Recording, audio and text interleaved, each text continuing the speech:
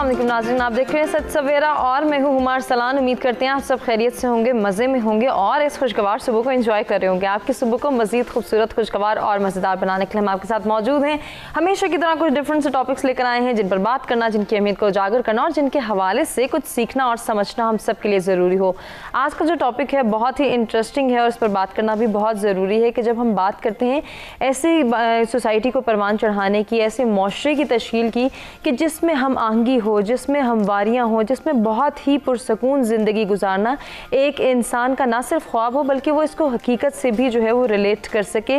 तो ऐसे मुआशरे में कुछ ऐसे की फैक्टर्स होने चाहिए, कुछ ऐसी आदात होनी चाहिए जो कि हम हर इंसान पर, हर फ़र्द पर अप्लाई कर सकते हैं। ऐसी ही कुछ आदात की हम आज बात करने जा रहे हैं कि एक इंसान जब अपनी कैरेक्टर बिल्डिंग की बात करता है, जब अपनी पर्सनैलिटी डेवलपमेंट की बात करता है, जब अपनी पर्सनल ग्रूमिंग की बात करता है, तो फिर कौन कौन सी आदात उसे अपनानी है और कौन सी ऐसी चीज़ें हैं, कौन से ऐसे एसेंशियल्स हैं जो कि उसे अपनाना है। कैसे अपना सकते हैं इस पर तो हम ज़रूर बात करेंगे, लेकिन कौन सी आदात अपनानी है उनमें सर फहरिस्त है सच्चाई। सच्चाई की जब हम बात करते हैं तो यकीनन ये एक मिसाली मुआशरे की बुनियाद में अहम किरदार अदा करती है कि उस मुआशरे में रहने वाले अफराद सच्चे हों, वो सच्चाई का साथ दें, वो सच बोलना सीखें। इसके साथ साथ माशरे की पर्सपेक्टिव में हम ये जानते हैं कि जिस माशरे में सच्चाई को प्रमोट ना किया जाए, सच्चाई का बोलबाला ना हो, लोग ईमानदार ना हो, वहाँ उस माशरे के हालात किस तरह से बिगाड़ का जो है वो नमूना पेश कर रहे होते हैं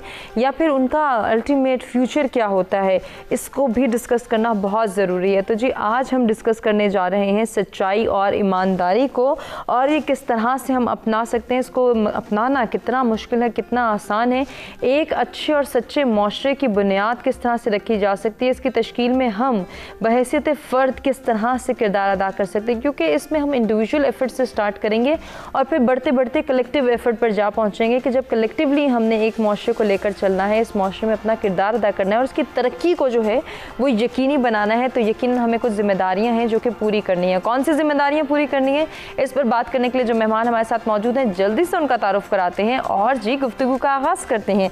सबसे पहले हमें ज्वाइन करें डॉक्टर ज़ियाउर रहमान साहब, एजुकेशनिस्ट हैं। वेलकम करेंगे। अस्सलाम वालेकुम डॉक्टर। वालेकुम। बहुत शुक्रिया डॉक्टर साहब आपकी तशरीफ़ आवरी का। आज की दूसरी मेहमान को भी खुशामदीद कहना चाहूँगी। शबाना लियाकत हैं हमारे साथ, CEO हैं IHTTSC की। वेलकम करेंगे शबाना, बहुत शुक्रिया आपके भी आने का। You're most welcome। Thank you so very much for coming. गुफ्तगू का आगाज़ डॉक्टर साहब आपसे करना चाहूँगी। क्या कहेंगे आज का जो हमारा बहुत खूबसूरत टॉपिक है सच्चाई, किसी भी मुआशरे की बुनियाद में यकीनन एक अहम किरदार अदा करती है। इसको समझना, इसकी अहमियत पर जोर देना कितना ज़रूरी है? जी बिस्मिल्लाहिर्रहमानिर्रहीम। पहले तो बहुत बहुत शुक्रिया बुलाने का मेहमान के तौर पे। देखिए कितना खूबसूरत टॉपिक है सच्चाई, और क्या ये मुश्किल है सच्चाई और ईमानदारी को अपनाना और उसको उस पर चलना। सही। देखिए मैं गुफ्तगू का आगाज़ इस बात से करूँगा कि हमारा एक मिसाली माशरा कौन सा था अभी तक हिस्ट्री में देखा जाए तो मदीना की रियासत की बात की जाती है और पाकिस्तान में माशाल्लाह भी बात ये हो रही है। तो जब मदीना की रियासत थी तो उसमें एक मिसाली माशरे के इंग्रेडिएंट्स या उसके फंडामेंटल जो स्टोन्स हैं वो क्या हैं?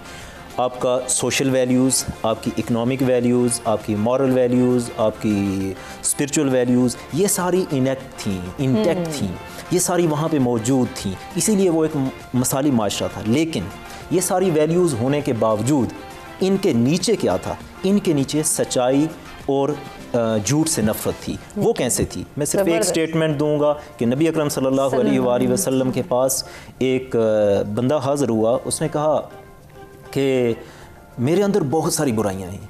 उस माशरे में, उस मिसाली माशरे में जहाँ पे स्पिरिचुअल, इकोनॉमिक, सोशल सारी वैल्यूज़ मौजूद थी, उसने कहा मेरे अंदर सारी बुराइयां मौजूद हैं, बहुत सारी, लेकिन मैं आप मुझे सिर्फ एक बुराई का बताइए, मैं एक बुराई छोड़ूंगा, बाकी नहीं छोड़ सकता।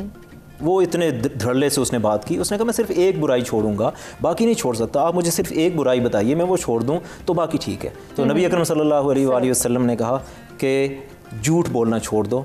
क्या बात। तो उसने ये किया। उसने कहा ठीक है। उसने कहा बाकी काम तो मैं करता रहूँ। उन्होंने कहा ठीक है, करते रहो। तो एक दिन गुजरा, तो वो चोरी करने की गर्ज से गया। उसने कहा मैं चोरी करूँगा। कल फिर नबी अकरम सल्लल्लाहु अलैहि वसल्लम की महफिल में हाज़िर हुआ। उन्होंने पूछा चोरी की तो मैं झूठ बोलूँगा, तो झूठ नहीं बोल सकता। उसने चोरी छोड़ दी। अगला दिन गुजरा, उसने कहा मैं शराब पीने जाता हूँ। उसने कहा मेरे मुँह से बू आएगी, पूछा जाएगा महफिल में कि शराब पिए, मैं झूठ नहीं बोल सकता। उसने शराब छोड़ दी। करते करते उसकी सारी बुराइयाँ छूट गई। तो एक सच्चाई को अडॉप्ट करके, अपना के हम एक मिसाली माशरा ज़रूर बना सकते। क्या बात है डॉक्टर साहब, खूबसूरत आगाज़ आपने किया प्रोग्राम का। शबाना साहिबा, आप क्या कहना चाहेंगे इस हवाले से? जो सच्चाई की बात डॉक्टर साहब ने बताई है और जिस तरीके से उन्होंने ये मिसालन वाज़े किया है, यकीनन इसको अपनाना हम सब के लिए बहुत बिल्कुल। मैं बड़ी इम्प्रेस हुई हूँ कि उन्होंने इतना माशाल्लाह अच्छा स्टार्ट लिया कि प्रोग्राम का कि मज़ा ही आ जाएगा। ऐसे ही है कि ये वही चीज़ है जो हमारे अंदर ट्रस्ट भी डेवलप करती है।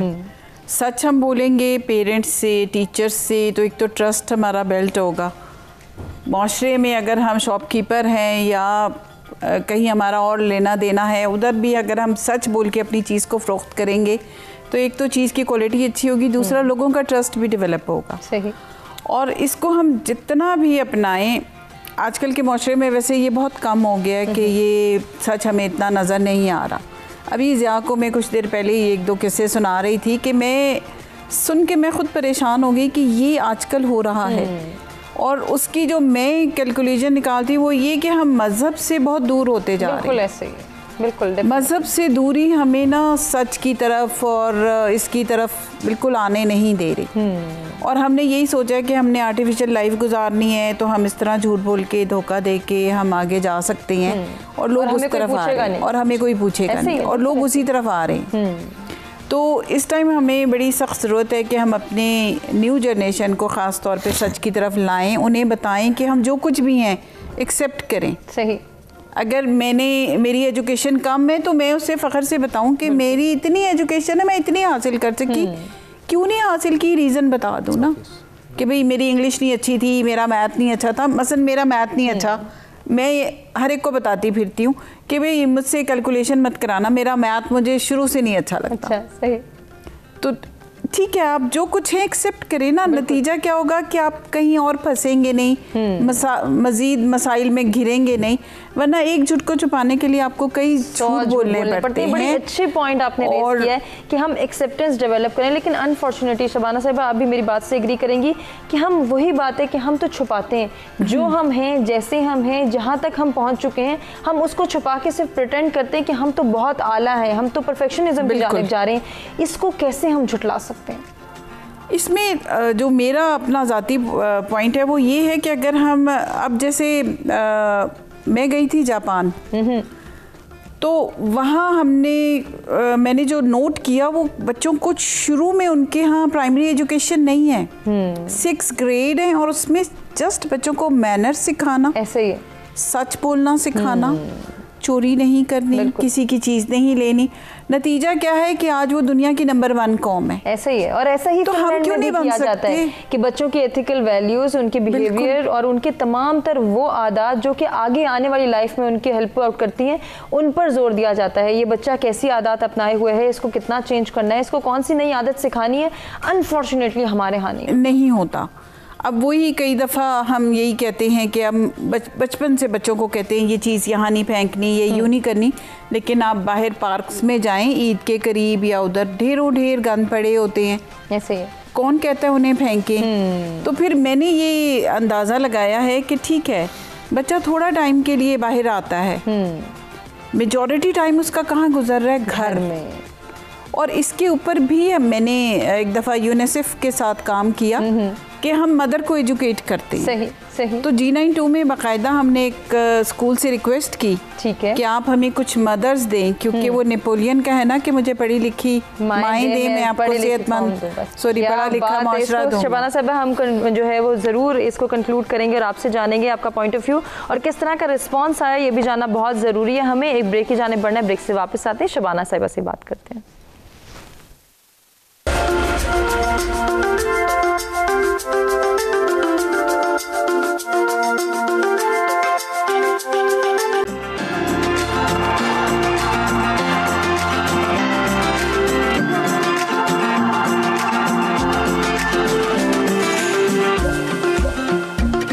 सच सवेरा में एक मरतबा फिर से आपको कहेंगे खुशामदीद। सच्चाई और ईमानदारी, इसको अपनाना कितना ज़रूरी है और ये कितना मुश्किल है, कितना आसान, इसको हम डिस्कस कर रहे थे ब्रेक पे जाने से पहले।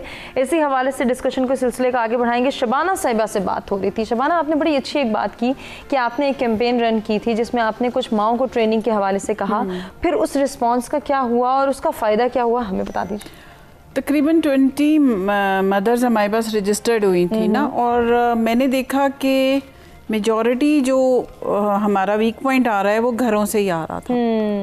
उसकी रीज़न क्या थी? मसलन एक पढ़ी लिखी मदर थी, उसमें एजुकेटेड भी थी, अनएजुकेटेड भी थी। जो अनएजुकेटेड थी वो तो कहती थी काम ही ये अदारे का है कि वो इन्हें पढ़ाएं लिखाएं मैनर सिखाएं। अच्छा, जिस स्कूल में हम बच्चों को भेज रहे हैं। हाँ जी। और जो पढ़ी लिखी माएँ थी तो वो कहती हैं जी हमारे ऊपर वर्किंग लोड इतना है तो हम बच्चों को सिखा देते हैं। मसलन एक माँ ने एक बच्ची को सिखाया हुआ था कि, और नर्सरी की बच्ची को, तो मैंने कहा आपको गिल्टी फील नहीं हुआ कि मैं अपनी बेटी को तालीम गलत दे रही हूँ जिसने अगले घर में जाना है?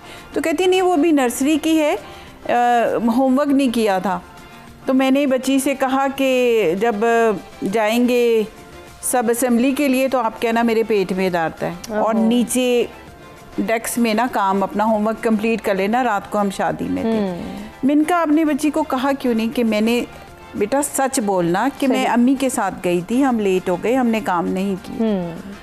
तो कहने लगी नहीं ना देखें उसको टीचर डांटती, या क्योंकि मेरा बहुत फ्रेंडली माहौल होता था ना, मैं एज ए टीचर या एज ए स्टूडेंट नहीं बैठते थे, हम एक गोल दायरा सा बना के उसमें बैठ जाते थे।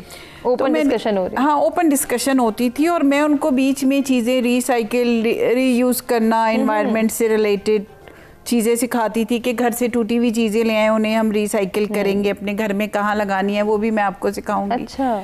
तो वो ना जब मुझसे थोड़ा फ्रेंडली हो गई तो फिर मैंने एक दिन तरबियत पे उन पे बात की ना कि किसी तरह ये, यानी ये हमारा एक माशरे का बहुत बड़ा अलमिया है कि बच्चे ना बहुत सी बातों में झूठ बोल जाते हैं, छुपा जाते हैं, और पेरेंट्स उसको कंसीडर नहीं करते। तो अच्छा, उस माँ की लॉजिक सुन के मैंने कहा आपने कभी सोचा, चलें आप तो माँ है ना, काम हो गया, टीचर ने उसे कुछ नहीं कहा, लेकिन नर्सरी की बच्ची ये बात सारी उम्र लेके चलेगी, अगले फैमिली में जाएगी या ख़ानदान में जाएगी, वहाँ उसने कुछ कर दिया, उसकी रेपुटेशन ख़राब हो। ऐसे ही है, लेकिन हम उसको महसूस नहीं करते, हमने तो सिखा दिया और वक्ती उससे जो है फ़ायदा हासिल कर लिया। डॉक्टर साहब, ये जो हमारी सोसाइटी का बहुत बड़ा डिलेमा है जिसका जिक्र अभी शबाना साहिबा ने भी किया कि हम तो अभी तरबियत करें, अभी तो छोटा है, बाद में सिखा देंगे, अभी इसको क्या कहना, अभी तो इसको जीने दो जैसे जी रहा है। जबकि साइकोलॉजी ये कहती है कि 7 साल तक आप बच्चे की जो तरबियत कर देते हैं, जो उसमें हमने इनकलकेट कर दिया वही वो प्रैक्टिस करेगा पूरी ज़िंदगी। हम उन्हीं 7 सालों को निगलेक्ट कर देते हैं, उन्हीं को इग्नोर कर देते हैं। अभी क्या वैल्यूज़ सिखाएं, अभी क्यों इसको अवेयर करें, अभी से जीने दो, बाद में सिखा देंगे। उसी टाइम हम क्यों नहीं उसको religious values, cultural values, social norm सिखाते कि बेटा ये सीखो, ये तुम्हारे भले के लिए है, ये आदत अपनानी है ताकि इनकी प्रैक्टिसेस कर सको। देखिए, मुख्तलिफ वजूहात हो सकती हैं, बहुत सारी वजूहात हो सकती हैं, लेकिन बीइंग माहिर तालीम या सो कॉल्ड एजुकेशनिस्ट, मैं ये ज़रूर अर्ज़ करूँगा आपके इस चैनल के वसातत से कि इसमें सबसे बड़ी वजह, बेशक मुझे कुछ माँ बाप गालियाँ भी दें इसके बाद या बुरा भला भी कहें, सबसे बड़ी वजह माँ बाप खुद हैं। उन्होंने सीखा नहीं, चाइल्ड साइकोलॉजी नहीं सीखी, चाइल्ड लर्निंग कैसे करता है वो नहीं समझा। देखिए, एक बात मैं एट द एंड कहूँगा, अभी नहीं कहना चाह रहा, लेकिन इस पॉइंट ऑफ व्यू से एक ज़रूर बात कहूँगा, सच्चाई अपना के चलना मुश्किल काम है, झूठ को छोड़ना भी मुश्किल काम है, लेकिन मैं आपको एक बात बताऊं, ये भी सच नहीं है कि सच पे चलना मुश्किल काम है। सच पे लोग क्यों नहीं चलते और झूठ पे क्यों चलते हैं, इससे बड़ी रीज़न है। वो ये रीज़न है कि सच तो मुश्किल है शायद, लेकिन झूठ अट्रैक्टिव है। झूठ बिल्कुल आपको अपनी तरफ खींचता है। क्यों? हमारा माइंड, साइकोलॉजी कहती है, अम्यूज़ करता है। देखिए, सारे पोइट्स, मैं खुद भी लिखता हूँ, लेकिन पोइट्स जो हैं वो सारे ऑलमोस्ट कुछ हद तक उसमें मुबालगा आराई होती है, मैक्सिमम। इसका मतलब है डॉक्टर आपसे कुछ शायरी भी सुनेंगे? ज़रूर सुनेंगे जी। तो पोइट्स जो हैं वो आप समझ लें कि मुबालगा आराई से काम लेते हैं, जो माशरे का हिस्सा बन जाती है। ट्रेडर्स क्या करते हैं? झूठ बोल के अपना सामान बेचते हैं। ठीक है, अब इन दोनों की चीज़ों को हटा दें। अट्रैक्टिवनेस है झूठ में। आपने कहा कि ये बच्चे को क्यों नहीं सिखाया जाता। मैं बहुत हैवी हार्ट से, अपने बड़े सदमे से ये ज़रूर कहूँगा कि स्कूल मैंने पास की, स्कूल की ग्रेड्स पास किए, कॉलेज में गया, यूनिवर्सिटीज़ में मैंने पढ़े, लेकिन मुझे कोई कॉलेज या यूनिवर्सिटीज़ में कोई ऐसा प्रोग्राम नहीं नज़र आया या कोई पढ़ाया नहीं गया कि सच कैसे बोलो, कैसे सच सीखो, झूठ से कैसे नफरत करो। हाँ, स्कूल लेवल पे हमें सिर्फ टीचर्स ने कुछ बताया था, वो भी सिलेबस से बाहर, सिलेबस से हट के। अब वो टीचर्स भी नहीं रहे, अब वो सिलेबस भी नहीं रहा, अब वो माँ बाप भी नहीं रहे। लेकिन आप अंदाज़ा कीजिएगा कि एक ऐसे है फ्रांसिस बेकन का, MA इंग्लिश में पढ़ाया जाता है। सही। उसका टॉपिक है ऑफ ट्रुथ, सच्चाई के बारे में। वो एक ऐसे है, बाकी मुझे बताइए कि हमारे पूरे सिलेबस में कहीं कुछ भी नहीं है। ऐसा कुछ भी उसमें वो कहता है, उसमें वो दो चीज़ें कहता है कि सच जो है ना वो पर्ल की उसकी तरह है, मोती की तरह। आप जाते हैं नीचे, डिग करके जाते हैं, मेहनत करते हैं और सच्चाई लेके बाहर आते हैं, मोती की तरह। और ये आपको डे लाइट में क्लियर नज़र आता है कि ये सच्चा मोती है। लेकिन जो झूठ है ना, वो हीरे की तरह है, हीरे की तरह है। और वो शाम की तरह है, रात की तरह है, वो रिफ्लेक्ट करता है। और सच जो है वो मॉर्निंग की तरह है, सुबह की तरह है। जो झूठ है वो नाइट की तरह है, ट्विंकल ट्विंकल और झिलमिलाती नाइट की तरफ अट्रैक्ट कर रहा है। हाँ, तो इस तरह से इंसान जो है वो झूठ की तरफ अट्रैक्ट मोर अट्रैक्ट होता है। और सच आपको खुशक लगता है और ब्रॉड डे लाइट में आपको ब्लंट लगता है, लेकिन एट द एंड कामयाब वही होता है जो सच का दामन पकड़ता है और झूठ से। और वो कहा जाता है ना कि सच तो कड़वा होता है, लेकिन इसकी कड़वाहट शायद वक्ती होती है। हाँ। उस झूठ की निस्बत जो उस वक्ती तो मीठा है, लेकिन बाद में उसके जो लेकिन एट द एंड जो आपने शुरू में बात की थी कि कामयाबी और खुशियाँ, ये दो चीज़ें इंसान की ज़िंदगी में एट द एंड मैंने डेथ बेड लिटरेचर पढ़ा है, उसमें आप बिस्तरे मर्ग पे पड़े हुए लोगों से पूछते हैं कि आपकी आखिरी ख्वाहिश क्या है। वो कहते हैं मैं थोड़ा सा और कामयाब हो जाता या थोड़ा सा और खुशी हासिल कर लेता, बस। तो ज़िंदगी का आखिरी ये है कि या आप कितने कामयाब हुए या कितनी खुशी हासिल की है। तो ये दोनों चीज़ें सच्चाई का दामन पकड़ने से है, झूठ से नफरत करने से। बिल्कुल ऐसा ही है। अब हम सच्चाई का दामन पकड़ कैसे सकते हैं और झूठ से नफरत कैसे पैदा कर सकते हैं, जरा शबाना साहिबा से जानते हैं इसके लिए क्या कोशिश करनी है। सॉरी हुमा, कि जैसे डॉक्टर साहब ने कहा कि सच कड़वा होता है, तो आप देखिए रूटीन लाइफ में बहुत सी मेडिसिन कड़वी होती हैं लेकिन बेनिफिशियल होती है। ऐसे ही है। सब्जियों की तरफ आ जाए, करेला कड़वा है लेकिन बेनिफिशियल है बहुत सी चीज़ों के लिए ना। तो हमें इस चीज़ को एक्सेप्ट करना पड़ेगा। अभी मैं डॉक्टर साहब को एक किस्सा सुना रही थी कि लोग अपनी एजुकेशन छुपाते हैं, लोग अपनी फैमिली को छुपाते हैं और फ्रॉड करके शादियां करते हैं। अभी पिछले दिनों एक केस चला था कि जी बहुत सी ख़वातीन के साथ फ्रॉड करके शादी की गई, बाद में ये हुआ। बात क्यों हो रहा है ये? तो वो जो मैंने की थी तकरीबन मेरा ख्याल से 2003 का, ये मैंने आपको बताया जो यूनिसेफ का प्रोग्राम मैंने किया था। हमने ये तकरीबन 1 साल हमारा चला था और हमने बड़ी कोशिश की थी। तो वो जब रीयूज़ रिसाइकिल के बाद हम आते थे बच्चों की तरबियत की तरफ, क्योंकि उस टाइम मेरा टारगेट था कि बच्चे ये जो गंद फेंकते हैं ना, इससे किसी तरह निकल आए। अब मेरी पक्की हैबिट है, मेरे हाथ में कोई भी चीज़ होगी ना तो वो रहती है, मैं डस्टबिन ढूंढती हूँ। तो अक्सर बड़े लोग यानी एज में जो मुझसे बड़े हैं वो कई दफ़ा अगर मेरे साथ हो तो माइंड करते हैं कि तुमने हमारी बेइज्जती की है। मैं पूछती हूँ कहाँ? कहते इसलिए कि तुमने कचरा अपना तो संभाल के रखा, डस्टबिन में डाला, हमने तो वहीं फेंक दिया। तो मैं उनसे कहती हूँ मुझे नहीं पता ये चीज़ कहीं बचपन में मेरे माइंड से या क्या है, मैं इधर उधर फेंक नहीं सकती। सही है। तो जहाँ हम आते थे तरबियत की तरफ, वहाँ मैंने देखा इंतहाई रिलैक्स माएँ, चाहे वो पढ़ी लिखी हों चाहे अनएजुकेटेड हो, उनका एक ही मोटो था, बढ़ेगा माशरे में फिरेगा, अपना रास्ता बनाता हुआ चल पड़ेगा। या फिर वही रिवायती बात कि हमने जो थोड़ी सिखाना है, हम तो अच्छे से अच्छे स्कूल में एडमिशन दिलवा रहे हैं, स्कूल वाले जाने और बच्चा जाने। और दूसरा ये बच्चा है, कोई पानी नहीं है कि अपना रास्ता बनाएगा, चल पड़ेगा। अभी जैसे बात आप कर रही थी कि 7 साल की उम्र तक, मैंने एक जगह एक्चुअली मेरा साइकोलॉजी से भी बहुत इंटरेस्ट है और मैं जब तक कॉलेज में थी तो मेरी फर्स्ट पोजीशन आती थी। अच्छा, जबरदस्त। साइकाट्रिस्ट नहीं बन सकी।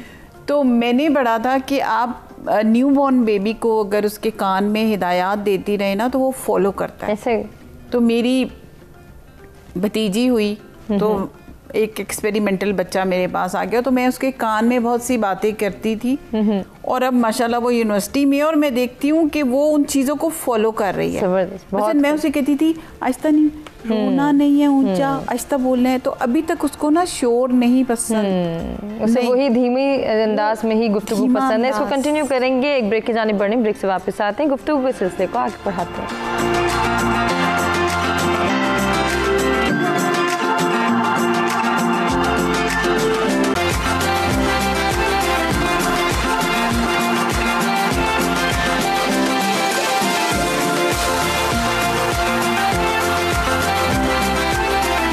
वेलकम बैक जी। सच सवेरा में एक मरतबा फिर से आपको कहेंगे खुशामदीद। इंटरेस्टिंग गुफ्तगू का सिलसिला जारी है। सच्चाई और ईमानदारी, इसको अपनाना कितना आसान है या कितना मुश्किल है, इस काम के हमारे लिए क्या फ़वाइद हैं, अगर हम इसको अपनाते हैं तो फिर हमारी ज़िंदगी पर इसका क्या इम्पैक्ट क्रिएट होता है, हमारी पर्सनैलिटी कैसे ग्रूम होती है, इसको भी हम डिस्कस करेंगे। डॉक्टर साहब, आपसे बात करना चाहूँगी बच्चों की तरबियत की। बड़ी अच्छी बात की, ये जो हमारे यहाँ एक कॉन्सेप्ट हमें रोज़ाना सुनाई भी देता है और हमारी डेली प्रैक्टिस का हिस्सा भी बनता चला जा रहा है। अनफॉर्चुनेटली अच्छे से अच्छे स्कूल में एडमिशन करवा देंगे, बच्चा सीख जाएगा।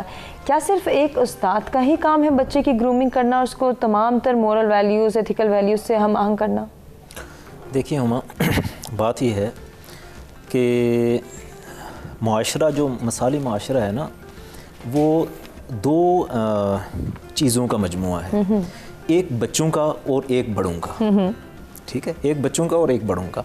बच्चे सच्चाई या झूठ कहाँ से सीखते हैं? दो जगह हैं, फंडामेंटल दो जगह हैं जहाँ पे वो मैक्सिमम टाइम गुजारते हैं। सही।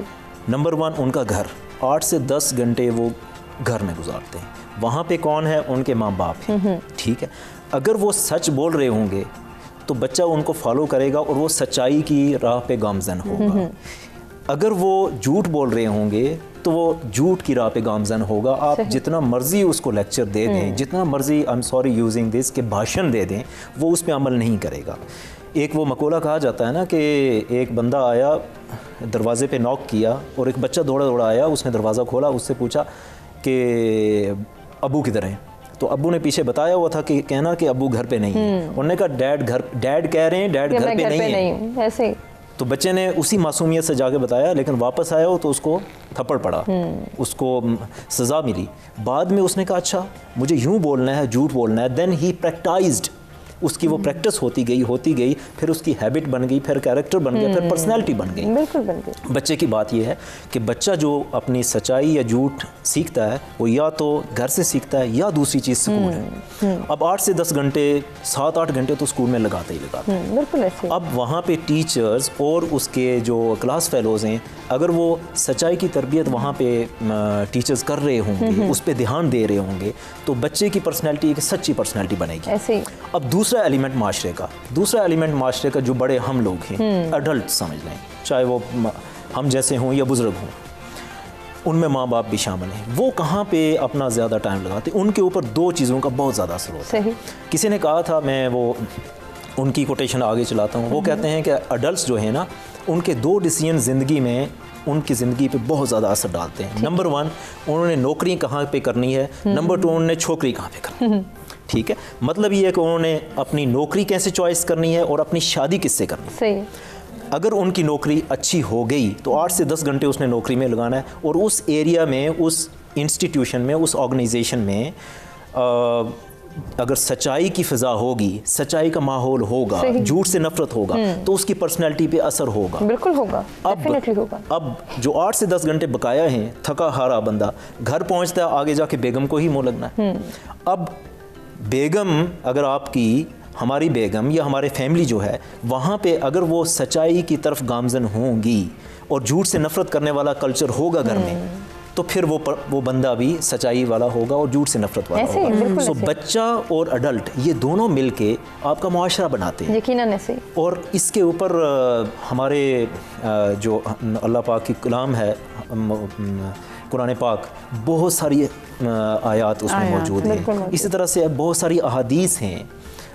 हमारे नबी अकरम सल्लल्लाहु अलैहि वसल्लम ने कहा कि झूठ जो है वो सारी बुराइयों की माँ है। इसको माँ बुराई कहा जाता है कि ये बुराई शुरू की सारी, और एक बुराई को छुपाने के लिए दूसरा झूठ बोला जाता है, तीसरा बोला जाता है, चौथा बोला जाता है। लेकिन अल्टीमेटली एंड पे हमें सच बोल के ही उसे जांच। हाँ, लेकिन अल्टीमेटली सच बोल के अगर शैम फील की जाए तो उससे बेहतर है कि शुरू से ही सच बोल के कठिन रास्ते पे चलें और आखिर में सुरखरू। अच्छा, हमारे यहाँ ये बड़ा मसला आम है शबाना साहिबा, यकीनन आप मेरी बात से एग्री करेंगे कि सच को हम छुपा लेते हैं और फिर फटाफट जो है वो ब्लेम गेम करते हैं। इसकी वजह से ऐसा हुआ, फलां ने ऐसा किरदार अदा कर दिया, मेरी तो किस्मत ही ऐसी थी। ये बहुत सारे झूठ हैं। हम अपनी कमी, अपनी खामी उसको आइडेंटिफाई, उसको ट्रिगर आउट नहीं करना चाहते, हम तो ब्लेम गेम में पड़ जाते हैं। फलां झूठ का सहारा ले लो, उसकी वजह से ऐसा हुआ, ये तो करना ही नहीं चाहता था, ये तो हमारे साथ ही नहीं देना चाहता था। बहुत सारी ऐसी चीजें दूसरों को ब्लेम करना ना, बजाय कि अपनी आप खामियों को एक्सेप्ट करें, आप दूसरों को ब्लेम देते हैं। उसने ये नहीं किया, उसने मुझे मौका नहीं दिया, वो आगे चला गया, मुझे पीछे छोड़ दिया, उसने धक्का दिया, आगे चला गया। तो ये चीज़ें अपने आप को छुपाना है और इसमें छुपाना नहीं चाहिए। जैसे मैं बात करी थी, मुझे मैथ्स नहीं आती, तो मैं बड़े आराम से हर एक को बता देती हूँ, लंबा हिसाब किताब नहीं चलेगा, सही, छोटा सा हो जाएगा, ठीक है। इसमें एक चीज़ मैं ऐड करूंगा मैडम के लिए, इसको मैनेजमेंट साइंस या इसमें रिसर्च में कहते हैं लोकस ऑफ कंट्रोल। दो किस्म की दुनिया में लोग होते हैं, locus of external locus of control रखने वाले और internal locus of control. External locus of control वो हैं जो कहें कि मेरी किस्मत मौसम की वजह से, उसकी वजह से, हुमा की वजह से, अली की वजह से, इसरार की वजह, किसी और की वजह से, ठीक है, मेरे ऊपर जो मुसीबतें आई हैं बाहर की वजह से, I don't want to take responsibility. Internal locus of control वाले लोग कहते हैं if it's to me it's up to me, मैं इधर हूँ, आई विल फेस, जो भी हुआ आई एम रिस्पॉन्सिबल। बिल्कुल। अब हुमा देखो, एक छोटी सी बात यहीं आ जाती है कि अभी जो कोविड की वैक्सीन हुई थी, मैं कल परसों बैंक से स्टेटमेंट लेने गई, तो मैं जो ही गई तो मास्क मैंने लगाया हुआ था। उसने मुझसे कहा मैडम आपने वैक्सीन लगवाई है? मैंने कहा मैं तो सबसे पहली थी, जब टीवी पे आ रहा था कि इस नंबर पे सेंड करें तो मैंने सेंड कर दिया था। हालांकि मैंने अपने पेरेंट्स का करना था, उनका भी किया, उनका फ़ौरन रिस्पॉन्स आया, मैंने अपना भी नंबर सेंड किया, तो उन्होंने कहा नहीं जी अभी आपकी बारी नहीं आई। मैंने कहा मैं फर्स्ट वन हूँ जिसने मेरा ख्याल से सबसे पहले जाके वैक्सीन करवाई है अपनी एज में। तो मुझे कहने लगा आपको डर नहीं लगा? मैंने कहा वाई, अल्लाह ने मुझे बनाया किसी मकसद के लिए, मेरी मौत ज़िंदगी उसके हाथ में है, मैं क्यों लोगों की फेक बातों पे ध्यान दूँ ना। आजकल लोग बड़ी अफवाहें दे, ये है वो है, यूँ हो रहा है, मत लगवाएं, यूँ हो जाएगा, और जो सोच रहे हैं उन्हें हो जाता है ऐसे ही। तो इसलिए मैं कहती हूँ एक्सेप्ट करें। तो वो हंस पड़ा, कहने लगा ठीक है मैडम आपने अच्छा किया लगवा ली, मैं सोच रहा था तो मैं भी लगवा लेता हूँ। मैंने कहा नहीं आप भी लगवाएं। सही। तो ये अब मैं क्या हूँ, ये मैं एक्सेप्ट कर लूँ तो मेरे ख्याल से हमारे माशरे के बहुत से मसाइल खत्म हो जाएंगे। बिल्कुल ऐसे ही, और यही ईमानदारी है कि मैं कहाँ स्टैंड कर रहा हूँ, मुझे क्या करना है, बल्कि हम एक दूसरे की हेल्प करेंगे। मसलन अगर आपको मैथ्स नहीं आता तो ठीक है, मैं आपको मुसीबत में नहीं डालूंगी, आपको वो काम दे दिया जाएगा जिसमें आपका इंटरेस्ट हो, सही, जिसमें आप एक्सेल कर सकते हैं, जिसमें हाँ आप एक्सपर्ट हो, आप उसे करें, आप उसमें आगे चले जाएं। तो ये चीज़ें हैं कि हमारे माशरे में अब लोगों को अपना आप तस्लीम करना चाहिए कि हाँ मैं ये हूँ, मुझे ये नहीं आता, मैं सीख लूँ। सही। मसलन आप एक और स्किल आ जाती है कंप्यूटर की, ये मोबाइल हमारा जो आजकल आया है बहुत से लोगों को नहीं आता। सही। मेरे फादर मेरी मदर नहीं ऑपरेट कर सकते। मैं उनसे यही कहती हूँ कि इससे बहुत सी ऐसी चीज़ें हैं जो आप लोगों ने नहीं देखी, नहीं पढ़ी, जबकि छोटा बच्चा ऑपरेट कर रहा है। थोड़ी सी तवज्जो देंगे तो आप एक्सेप्ट कर लेंगे ऐसे ही। और अपनी खामी को यानी महसूस करें कि हाँ मैं या तो कलर मुझे नज़र नहीं आ रही या मेरी आई साइड वीक है, तो बजाय कि आप मुसीबत में जाएं आप कहें कि कॉल मिला दो, मैं कॉल में बात कर लूँ। ऐसे ही। तो इसी तरह अगर किसी को कंप्यूटर नहीं आता तो वो बताए कि मुझे कंप्यूटर नहीं आता, सिखा दें। तो कोई ना कोई, आजकल तो बच्चे भी हेल्प कर देते हैं, हमें आता है, हमें ऐसा क्यों करते हैं डॉक्टर साहब कि हमारे अंदर जो ये परफेक्शनिज्म की सोच है, मैं 100% पे स्टैंड करता हूँ। जैसे भी शबाना साहिबा भी कह रही हैं, मुझे सीखने की ज़रूरत नहीं है, मुझे कोई सिखा नहीं सकता। अगर मैंने किसी के सामने ये एक्सपोज कर दिया कि मुझे फ़लाँ चीज़ नहीं आती तो शायद मुझे बहुत ज़्यादा लेट डाउन होना पड़ेगा। ये कॉन्सेप्ट कहाँ से आ गया? इसको कहते हैं फियर ऑफ फेलियर। मैं मैडम की बात आगे लेके जाऊँ। गूगल बाबा से तो नहीं आया? नहीं, फियर ऑफ फेलियर पे मेरे अपने रिसर्च आर्टिकल्स भी हैं, I am researcher as well. So इसको एक बात मैं थोड़ी सी मज़े की इसमें शेयर ज़रूर करूँ। अगर हमें कंप्यूटर नहीं आता तो हम नहीं बताते, हम शर्माते हैं। अगर हमें कोई स्किल नहीं आती तो हम शर्माते हैं, लेकिन ये अलमिया नहीं है, ये सीखी जा सकती हैं। ये हम अगर 80-90 ईयर्स के भी उम्र पे पहुंच जाएं ना तब भी शायद सीखी जा सकें। It's not a big issue. Issue क्या है, हम वहाँ पे शर्माते हैं कि मैं झूठ बोल रहा हूँ लेकिन हमें शर्म नहीं आती। मुझे सच बोलना नहीं आ रहा लेकिन मैं सीख नहीं रहा, ये शर्म यहाँ पे आनी चाहिए। सही, बिल्कुल आनी चाहिए। बात ये है कि सच्चाई का माशाल्लाह जो टॉपिक आपने बताया, इसमें एक बात मैं बताऊँ, देखें सच्चाई सिर्फ ज़ुबान से नहीं है, सच्चाई के 3 दर्जे हैं। ठीक है। इंसान अपने अल्फाज से सच बोले, अपनी ज़ुबान से सच बोले। दूसरा, इंसान के थॉट्स, अपनी सोचें सच्ची हों। तीसरा, उनके एक्शंस सच्चे हों, आमाल सच्चे हों। ठीक, ये जो 3 कंपोनेंट्स आप बता रहे हैं, यकीनन ये बहुत अहम है। इनको इन डिटेल आप ही से डिस्कस करेंगे, आप ही से जानेंगे। अभी चूँकि मुझे एक ब्रेक की जाने बढ़ना है, नाज़रीन ब्रेक से वापस आते हैं। डॉक्टर ज़ियाउर रहमान साहब से जानते हैं ये जो सच्चाई को अपनाने के वो कंपोनेंट्स बता रहे हैं, इनको हम कैसे अपना सकते हैं, कितने मुश्किल हैं, कितने आसान। ब्रेक के बाद हाजिर होते हैं और गुफ्तगू करते हैं।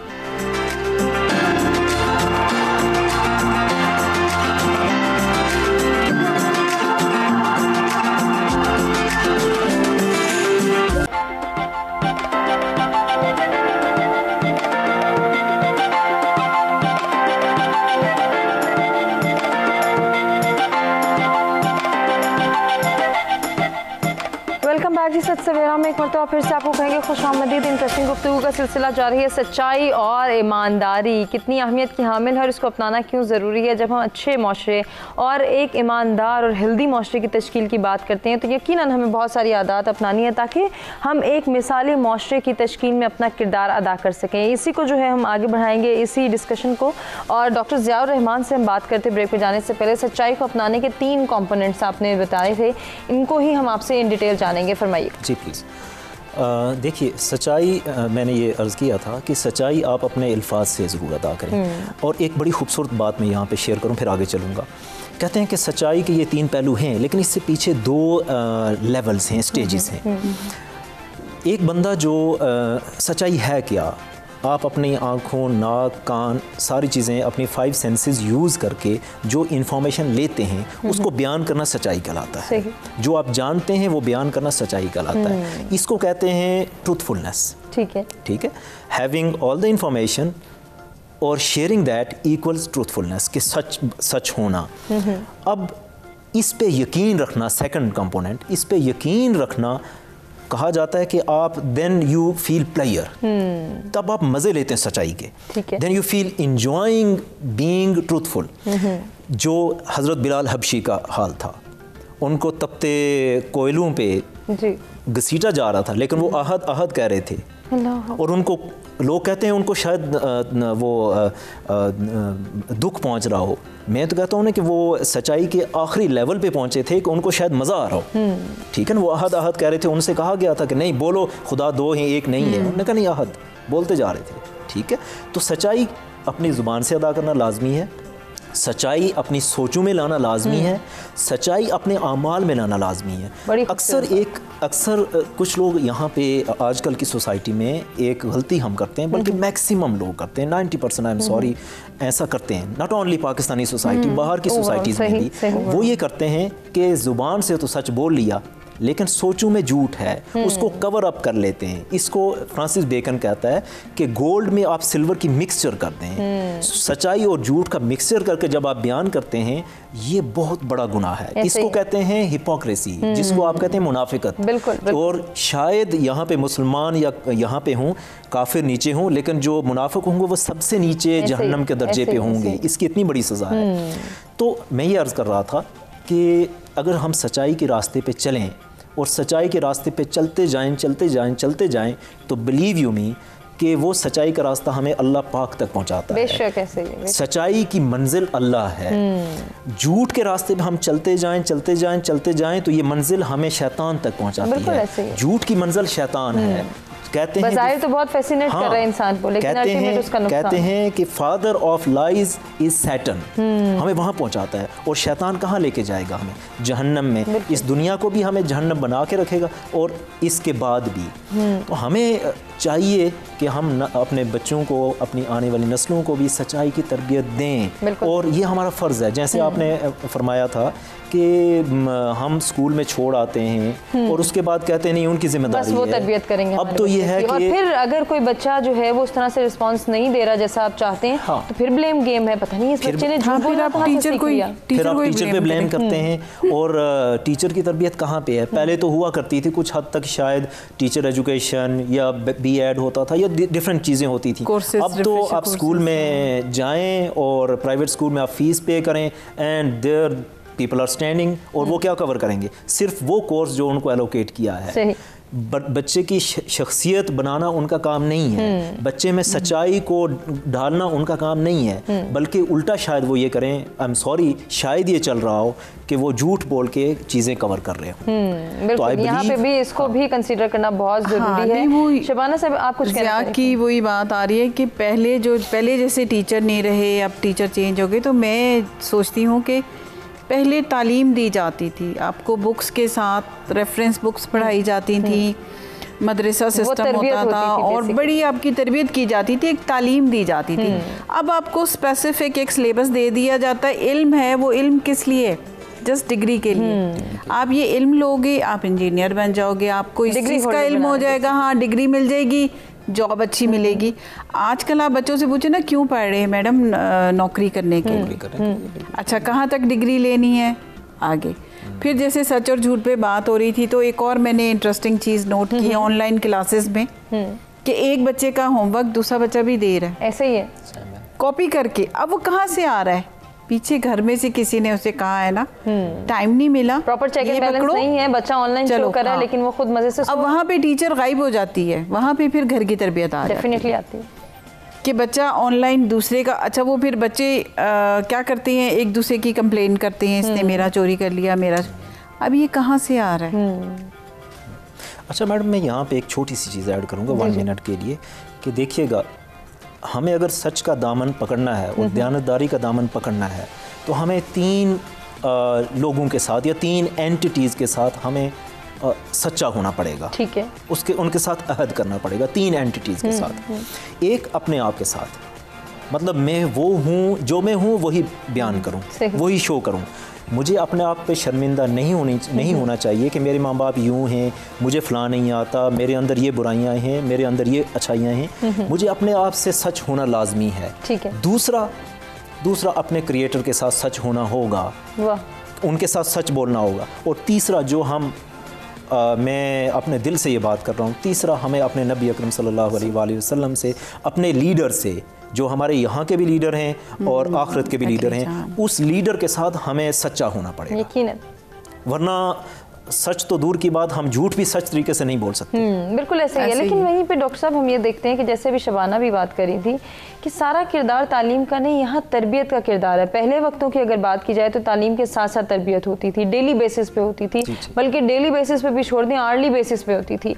अब हम ये देखते हैं कि हमने तरबियत को जब से जुदा कर दिया, सिर्फ तालीम पे फोकस किया और मटेरियलिज्म को अपना लिया, तब से शायद ये फ्लॉज ज़्यादा होते चले जा रहे हैं। इनको कैसे कंट्रोल? बहुत ज़्यादा हुए हैं मैडम। बात ये है, देखिए, पहले तालीम होती थी, तालीम फॉर द सेक ऑफ तालीम, इल्म बराए इल्म, ये होता था। अब इल्म बराए नौकरी हो गई, इल्म बराए शादी हो गई है, इल्म बराए ब्ला ब्ला ब्ला, जो स्टेटस हो गया, ये हो गया, वो हो गया, वो ऐड करते हैं। हमें वापस मुड़ के उधर जाना पड़ेगा। देखिए, हमारे माशाल्लाह, मैं अपने टीचर को अभी भी याद करता हूँ। अल्हम्दुलिल्लाह, मैंने कोई 11 साल हो गए पहले PhD की, लेकिन मुझे अपना अभी भी प्राइमरी टीचर, अल्लाह पाक उनको गरीक रहमत करे, अगर फोत हो गए, अगर ज़िंदा हैं तो अल्लाह पाक उनको लंबी उम्र दे, वो अगर वहाँ से मुझे नज़र आते थे ना, गांव में जाता था तो ही इज़ अंडर मैट्रिक, मुझे वहाँ पे नज़र आते थे तो मैं इधर हाथ बांध के खड़ा हो जाता था। और अभी भी मुझे कहते डॉक्टर साहब नहीं शर्मिंदा। मैंने कहा नहीं, आप उस्ताद हैं और उस्ताद की कदर मैं आपके पाँव मेरे सर की, मेरी पगड़ी है, मेरी टोपी है, ठीक है ना। मैं नहीं यहाँ से, आप वहाँ से आएंगे, मैं इधर ही खड़ा रहूँगा, आपसे बात करूँगा। हमें वो तरबियत लाजमी है। हमारी माँओं को चाहिए वो तरबियत करना, हमारे बाप जो हैं उनको वो तरबियत करना लाजमी है। और ये कैसे होगा? जब हमारा फैमिली यूनिट मजबूत होगा। देखिए, एक मुआशरा, मिसाली माशरे की आपने बात की, एक मिसाली मुआशरे की इकाई क्या होती है। जिस तरह किसी भी चीज़ मटेरियल की इकाई एटम है ना, सही, एटम है, इस तरह माशरे की इकाई क्या है, माशरे की इकाई बंदा नहीं है, माशरे की इकाई फैमिली है। अगर फैमिली यूनाइटेड है, फैमिली में अच्छी तरबियत हो रही है, सच्चाई का बोलबाला है, झूठ से नफरत है, तो वो सारी फैमिलीज़ 1, 2, 4, 10, 15 वो इकट्ठी होके एक मिसाली माशरा बन जाता है। अगर वो नहीं है तो फिर नहीं। यकीनन ऐसे ही इसी डिस्कशन को कंटिन्यू करेंगे। हमें एक ब्रेक की जाने पड़ना है, ब्रेक से वापस आते हैं, खूबसूरत गुफ्तगू के सिलसिले को आगे बढ़ाते हैं।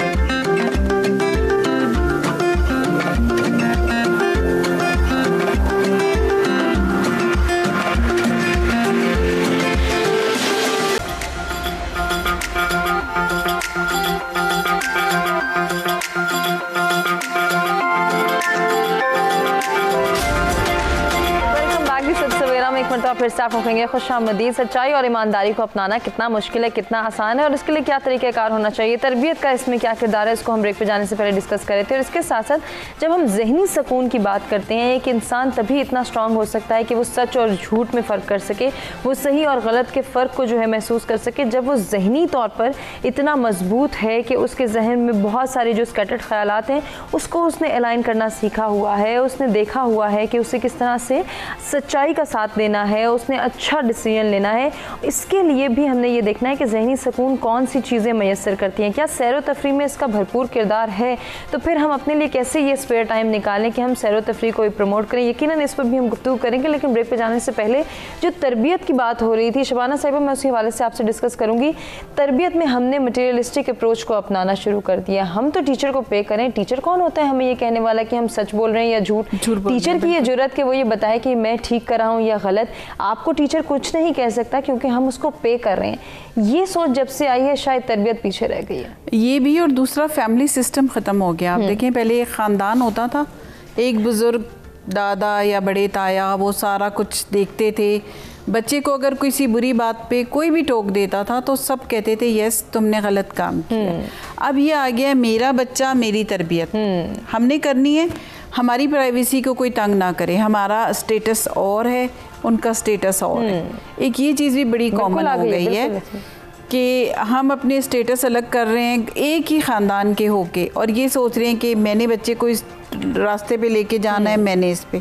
अब उसमें क्या हो गया कि एक अकेली माँ के ऊपर जिम्मेदारी आ गई ऐसे ही, तो वो फिर क्या करती है, बच्चों को छोड़ देती है कि इसको अपनी जंग आप लड़ने तो सुधर जाएगा। लेकिन उसमें बिगाड़ आ रहा है। हमें आज इस बच्चे ने ये हरकत की है कि किसी की पेंसिल, किसी का रबर, किसी का शार्पनर चुरा लाया है, तो चलो बाद में खुद ही सीख जाएगा। यहीं से उसके अंदर ये हैबिट डेवलप हो गई। वही अभी जैसे ज़िया बात कर रहे थे कि हमें वापस अपने उसी दौर की तरफ जाना होगा अपनी कौम को बचाने के लिए। आज उसने छोटा सा झूठ बोला तो कोई बात नहीं, हाँ, बड़ा बोलेगा, उससे बड़ा बोलेगा, एंड मैंने इसे डांटा, रोका या टोका तो शायद ये बिगड़ जाए। अभी तो बिगड़ना शुरू हुआ है।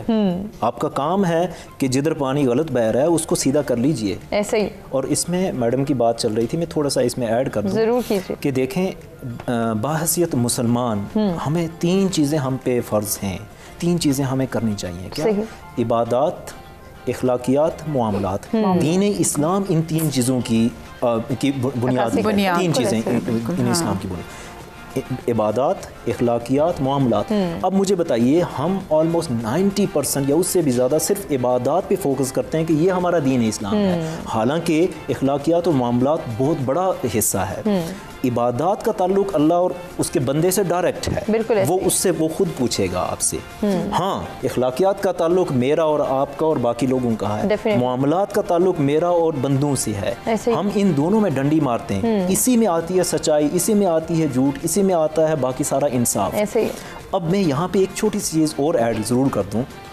देखें, माजरत के साथ सारी ख्वातीन से, स्पेशली जो सुन रही हैं या जो भी है, देखें अब तो मेल भी करते हैं। खैर, बात यह है कि हम कितना टाइम लगाते हैं मेकअप बनने संवरने में, हम कितना टाइम लगाते हैं, क्यों करते हैं?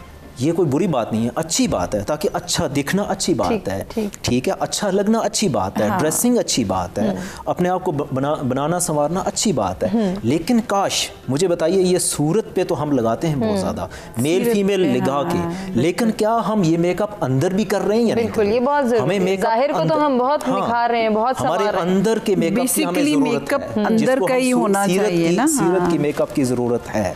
और वो सीरत का मेकअप जो है वो सच्चाई से, झूठ से नफरत, इंसाफ से, अच्छी आला किरदार की क्वालिटीज़ अपने अंदर डालने से, उस ब्रश से हम अंदर के किरदार को मेकअप बिल्कुल संवार सकते हैं, निखार पैदा कर सकते हैं। अच्छा, सच सवेरा में आपने सवेरे सवेरे पेरेंट्स को हमने अच्छी खासी टेंशन दे दी। एक बात हो रही थी कि अब हमने इस पॉइंट की तरफ आना कैसे है कि बच्चों की कैसे तरबियत करनी है, क्योंकि हमने इस प्रोग्राम का ज़ाहिर सलूशन भी निकालना है। तो आप बात कर रही थी सहरो सेहत की, तो अब मैंने ये शुरू किया है इंक्लूडिंग माय होम बच्चास के हमने ना मारगला हिल्स में जाना है, ट्रेल 5 पे, ट्रेल 3 पे, ट्रेल 6 पे। उसका फ़ायदा क्या हुआ है?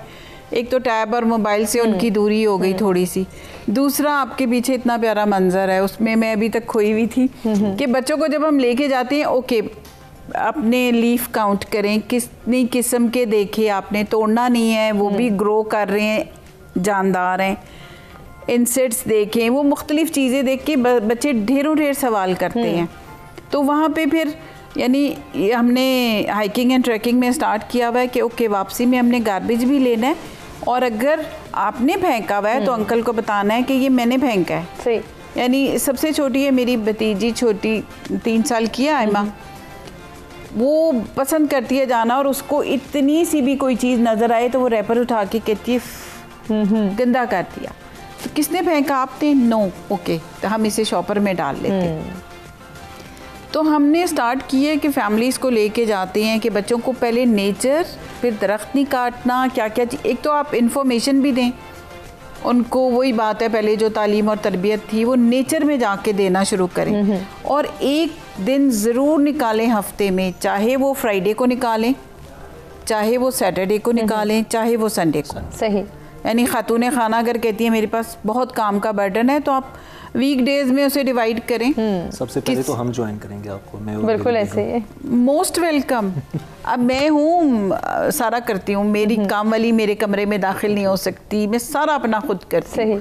तो मुझसे अक्सर लोग कहते हैं कैसे मैनेज करती हूँ, मैंने कहा इधर से प्रोग्रामिंग की हुई है मैंने। अच्छा, मेरे 2-4 कपड़े गंदे हुए मैंने धो दिए, फ़ौरन उसको वॉश कर दिया, और मशीन का पानी भी मैं अपना साफ़ सुथरा लेती हूँ कि तुम रंग बिरंगे कपड़े मेरे मैच कर देती हूँ, क्योंकि मुझे डिज़ाइनिंग का और कपड़ों का बड़ा शौक़ है कि तुम ख़राब कर देती हो। तो अपना रूम में, अच्छा मैं अपना रूम खुद साफ़ करती हूँ तो मैं 15 दिन बाद भी वो साफ़ होता है, वैक्यूम से किया, चीज़ें साइड पे रखती, और वो वीक में अगर 3 दफ़ा भी करती है तो मेरा रूम इतना साफ़ नहीं होता था। अब वही चीज़ें हम बच्चों में ला रहे हैं, और बच्चे, आप यकीन करें कि जैसे हम कहते हैं बच्चे को मिनरल वाटर पिलाएं, ये ना नहीं, ट्रैक्स पे पानी आता है, हम बच्चों से कहते हैं ओके यहाँ पे साफ़ होगा, चलता पानी हमारे मज़हब में बच्चों साफ़ है, बिल्कुल पी सकते हो, कहाँ से पीना है वो हम उन्हें जगह बताते हैं। अब ये हम उन्हें एक किस्म की तालीम भी दे रहे हैं और साथ साथ तरबियत भी। फलाने अंकल बड़े आए हैं, सलाम करो, उन्हें रास्ता दो, ये चीज़ें हम उन्हें रास्ते में समझा रहे हैं, दे रहे हैं। अच्छा, उससे क्या होता है, बच्चा भी रिलैक्स हो जाता है। ओके, नेक्स्ट टाइम आना है, मम्मा की बात माननी है, आपने होमवर्क कंप्लीट करना है। अब वो बच्चे मोटिवेट होते जाते। मेरी अपनी एक भतीजी है, मैं उसका नाम नहीं लूँगी क्योंकि ज़ाहिर है मेरा प्रोग्राम देखेगी, समझ तो जाएगी। वो होमवर्क नहीं करती ज़्यादा शौक़ से, तो उसको अगर उसे पता चल जाए ना हमने कहीं जाना है, तो मैंने 1-2 दफ़ा तो मैं उसको उसकी माँ से कह के ले गई ना, तो माँ उसकी थोड़ी नाराज़ हुई कि आप ले जाती हैं। मैंने कहा ओके, इसको 1-2 दफ़ा जाने दो, इसको चस्का पड़ गया ना। जब उसे चस्का पड़ गया, अब मैंने उससे कहा यानी 4th टाइम आपने होमवर्क पूरा किया? नहीं। तो ओके सॉरी, आप मम्मा से कहें। मैंने कहा बेटा नहीं, पढ़ा लिखा पाकिस्तान हम बना रहे हैं, आप पढ़ ही नहीं रही हो, तो क्या करना हमने, छोड़ो ना, आप ना जाओ। सही, आपका पढ़ने को दिल नहीं चाह रहा। आप यकीन करें वो रात 2 बजे तक जागी है, और है वो 5th क्लास में, 2 बजे तक जागी है। उसने सारा पिछला जो ऑनलाइन उसका काम था कंप्लीट किया है। ज़बरदस्त। और सुबह उठी है और उसने मुझे कहा मैंने जाना है, तो थोड़े से हम अगर तरीक़ेकार पे अपने गौर कर लें तो यकीन हम बच्चों की तरबियत को बेहतर बना सकते हैं। कंटिन्यू करेंगे डिस्कशन को, एक ब्रेक की जाने बढ़े, ब्रेक से वापस आते हैं, सजेशंस और सॉल्यूशंस जानते हैं अपने दोनों मेहमानों से।